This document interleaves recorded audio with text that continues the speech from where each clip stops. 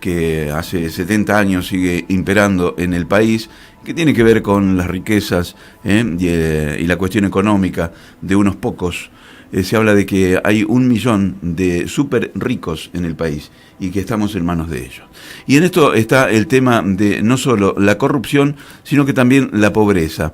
Darwin, hay un artículo muy importante, apareció en Infobae, que yo se lo sugiero, porque rescata nuevamente a quien hizo un verdadero análisis de nuestra situación en comportamiento social, político y judicial aquí en el país, allá por 1832, naturalista, que observó y anunciaba que la corrupción asociada al ejercicio del poder que viene en el país de tiempos inmemoriales, decía por entonces. Y Argentina no era la excepción, ya que también miraba esto en el contexto latinoamericano. Apuntaba al tema de la vagancia, más allá que hacía, por ejemplo, el contraste de la gente rica, de los bien vestidos, una buena forma de ser, pero por otra parte estaba la vagancia, la clase baja. Dice, en Mercedes pregunté a 2 hombres por qué no trabajaban. Estamos hablando de aquellos años, en 1836 promedio es cuando hizo este análisis Darwin. Pregunté por qué no trabajaban. Uno me respondió gravemente, dice él, que los días eran demasiado largos, y el otro de que por ser demasiado pobre. Y la abundancia de caballos y profusión de alimentos hace imposible la virtud de la laboriosidad, decía entonces en los apuntes Darwin. Yo quiero hemos rescatado de hecho una producción que en un momento se viralizó hace un tiempo atrás y que vuelve a cobrar magnitud, y tiene que ver con una joven, Mayra Arena, una bahiense que plantea desde un lugar casi alegre, pero desgarradora en definitiva, lo que es la pobreza y la marginalidad. Y el título que le dio a esa conferencia fue ¿qué tienen los pobres en la cabeza?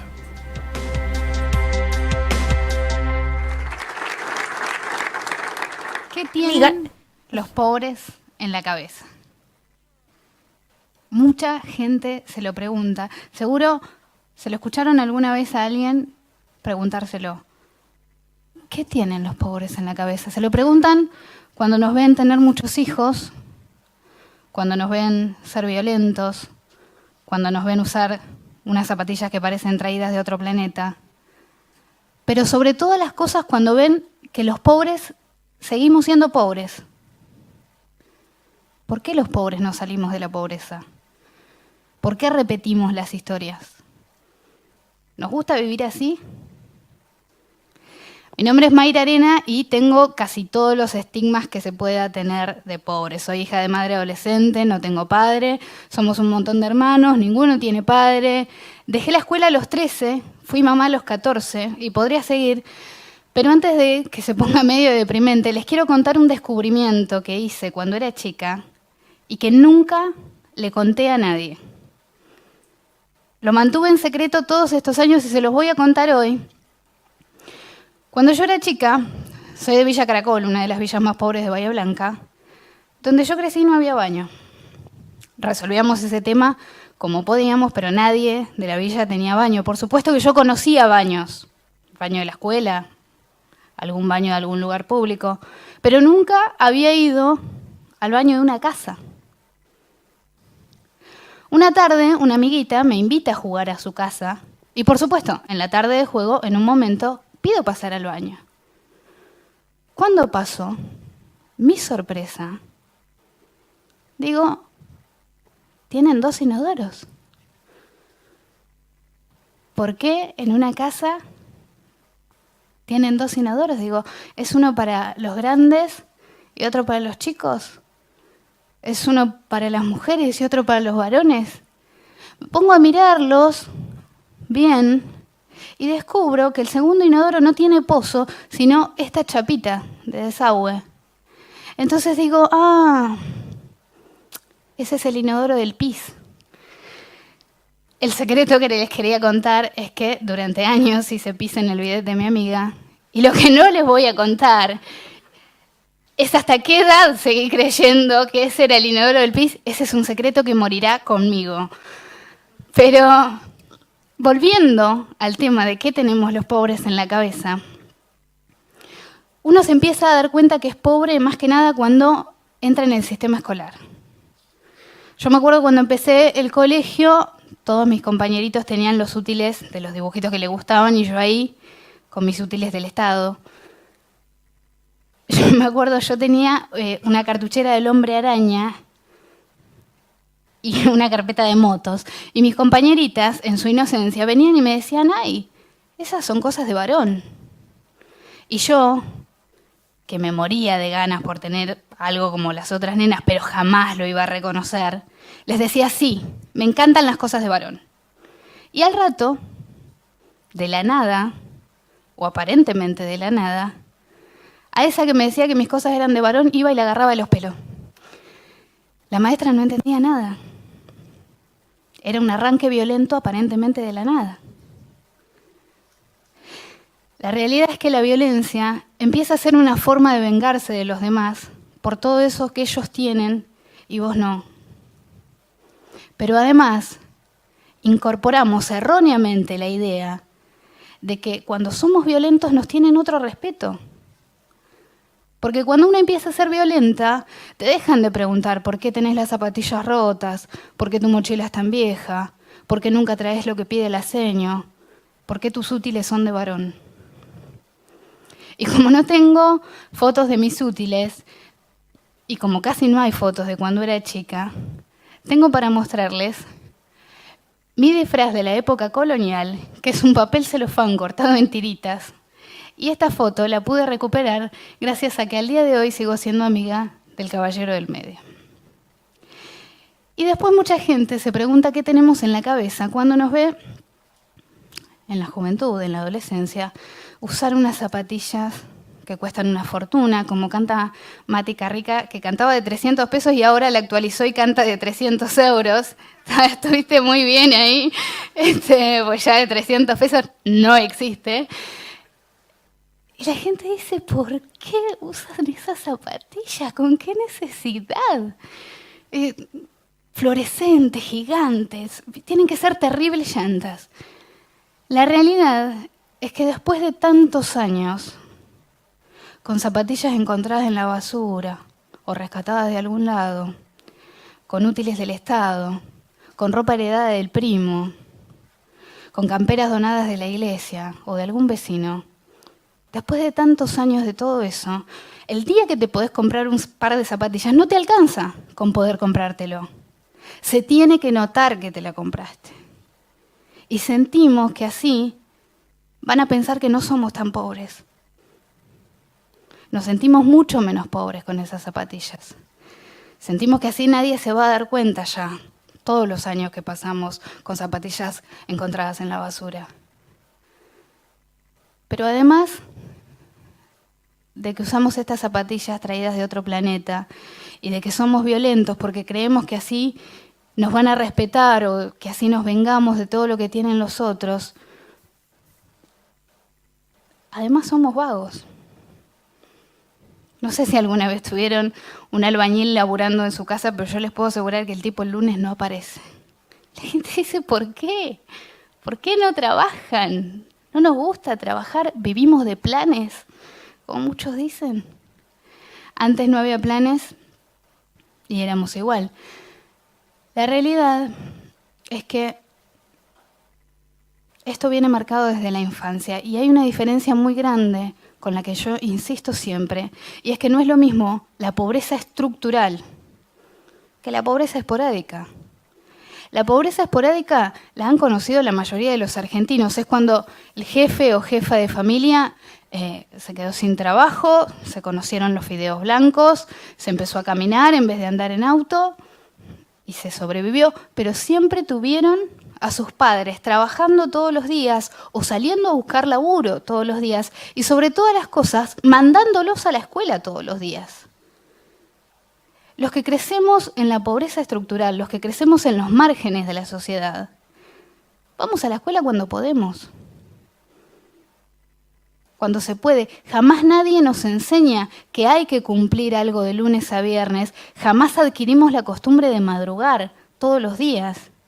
Y como ustedes saben, todo lo que uno no aprende de chico es muy difícil incorporarlo de grande. Y después ocurre que los empleadores te dicen, no, contrata un pibe, no viene nunca, siempre le pasa algo, pierde el colectivo. Y uno dice, ¿por qué? ¿Por qué no vamos a trabajar? La realidad es que no tenemos incorporado el ritmo laboral. Pero cuando más se pregunta a la gente qué tenemos en la cabeza los pobres, es cuando nos ven tener muchos hijos. La gente se desespera cuando ve que los pobres tenemos hijos. Y yo después de contarles esto, de que somos violentos porque creemos erróneamente que así nos van a respetar y de que usamos estas zapatillas porque creemos que así nos vamos a ver menos pobres y de que somos vagos porque no tenemos incorporado el ritmo laboral, me gustaría tener algo más anecdótico o más entretenido para explicarles por qué tenemos hijos, pero es mucho más simple. Los pobres tenemos hijos porque es lo único que podemos tener. Y tenemos muchos, porque encontramos en cada hijo una razón para levantarnos todos los días, a pesar de nuestra pobreza. Y ustedes dirán, ¿por qué esta piba que creció así y que cuenta que vivió así, hoy está parada acá contándoles esto? Y es una pregunta legítima. La realidad es que una familia que te invita a su casa a jugar te enseña mucho más que usar el baño. Te enseña que la vida puede ser de otra manera, que te la podés ganar de otra manera y que la podés vivir de otra manera. Pero no solamente yo aprendí de ellos eso, ellos también lo aprendieron de mí y de mi familia. Y yo no sé si ustedes son el amigo que presta el baño o el amigo que se sorprende del baño del otro amigo, pero está bueno juntarse con gente con un baño diferente. Y no solo por el hecho de que te enseña que hay otras maneras de ver la vida, sino por lo más importante, y lo que a mí me llevó muchísimos años a entender, porque yo estuve muchos años muy enojada por los útiles, los disfraces, las zapatillas, pero entendí que nadie elige con qué baño nacer. Yo sé que hemos avanzado mucho los argentinos como sociedad, muchísimo. Sé que antes era un crimen ser homosexual y hoy en cambio nos parece un escándalo que se ataque a alguien por su sexualidad. Antes era un pecado ser mujer y pretender hacer algo más que no fueran las tareas del hogar y hoy en cambio es un escándalo que nos quieran asignar una tarea por el hecho de ser mujeres. Y yo celebro que nos escandalicemos ante esas cosas. Pero hay algo ante lo que no nos escandalizamos. No nos escandalizamos con la pobreza. Vamos por la calle y vemos un tipo durmiendo a la intemperie y no nos escandaliza. Vamos por la calle y vemos un pibito pidiendo o vendiendo en vez de estar jugando y no nos escandaliza. Yo no vine acá a dar esta charla para pedirles que se escandalicen ahora todo el tiempo cada vez que ven un pobre, ni que corran a invitarlo a pasar a su baño. Lo que vine a decirles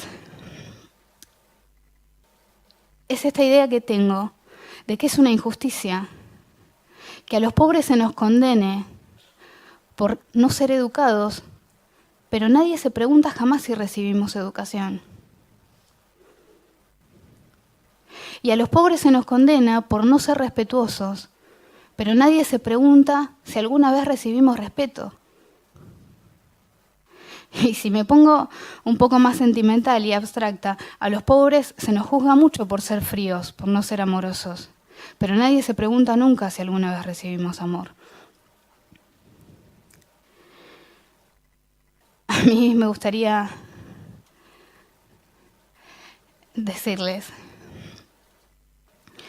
yo sé que cuesta mucho entender